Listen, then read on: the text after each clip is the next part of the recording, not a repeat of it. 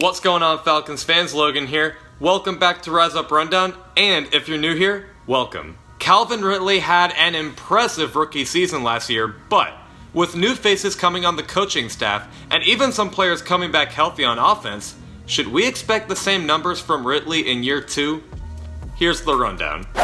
Calvin Ridley was selected 26 overall in 2018 by the Atlanta Falcons, and some people question that move like, oh, they already have a great offense and Julio Jones, Mohamed Sanu, what a waste of a pick.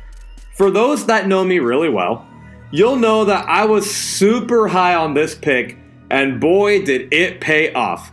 They needed another receiver after releasing Taylor Gabriel, and Calvin Ridley was the perfect fit. He finished his rookie season with 821 yards, which I believe if he had 2 or 3 more games he would have reached 1,000, and then 10 touchdowns, which is more than Julio Jones, Mohamed Sanu, and Austin Hooper the tight end. So yeah, this Calvin Ridley guy was spectacular.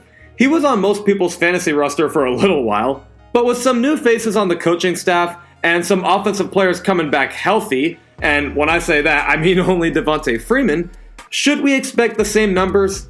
Yes, actually. I think he'll do even better than last year.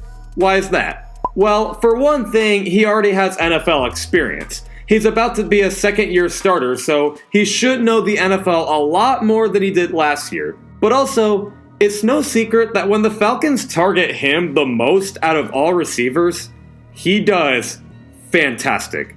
Look at some of the stats. Against Carolina Week 2, he had 4 receptions for 64 yards and a touchdown. Against New Orleans Week 3, he had 7 receptions for 146 yards and 3 touchdowns. Yep, that's some elite secondary you got there, huh, Saints fans? And then against Washington Week 9, he had 9 receptions for 71 yards and a touchdown. I mean, you get the idea. And now you might say, well, his stats dropped off late in the season. He really only did good early in 2018. Well, that's because not only were our playoff hopes done anyway, so our team didn't score as much because of that, but also, when Julio Jones scored his first touchdown of the season, the team really wanted more of that. Julio Jones later on ended up being the most targeted player on the team as he grabbed 8 touchdowns throughout the last 9 games of the season, and he finished the year leading the league in receiving yards. So that's what happens when you target Julio Jones more than any other player on your team. But honestly, even when Julio was targeted more, Calvin Ridley still was not that bad. Statistically, he could have done better, but remember, our team did not score as much with playoff hopes dead and Julio getting the receptions. Well, now that this is a new year and playoff hopes are not dead, a lot will change. The Falcons' new offensive coordinator Dirk Koetter was the right move to make as he's worked with Matt Ryan before. And when he worked with Matt Ryan, every receiver was involved. Julio Jones and Roddy White and Tony Gonzalez. Steve Sarkisian seemed to go with one player only. In the beginning, he went with Calvin Ridley, and then later on he went to only Julio. Like, come on, Sark. Oh, and Dirk Koetter, when he was in Tampa, he found ways to make every receiver involved instead of just Mike Evans.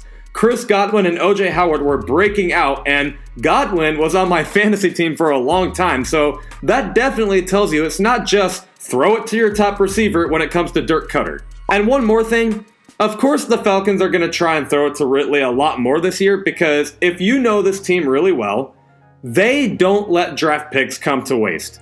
Kyle Shanahan said, look, we drafted Tevin Coleman for a reason. We're not going to let him be a bust. And in his second year, he did great. Dan Quinn loved Vic Beasley even after a terrible rookie year and, well, he ended up being the league leader in sacks year 2.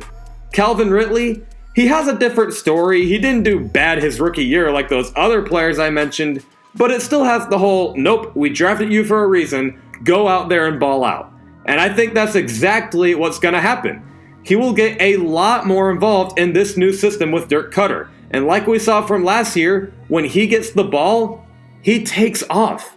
As for Devontae Freeman coming back, like I said, man, Dirk Koetter makes every player involved. So even though our offensive line is improved and Freeman will touch the ball a lot more, I don't think it'll mess with the passing game all that much. So overall, with a new offensive coordinator that's actually good, And then a player that has already proven he can do well when he grabs the ball, and overall more NFL experience, Calvin Ridley should totally break out in 2019.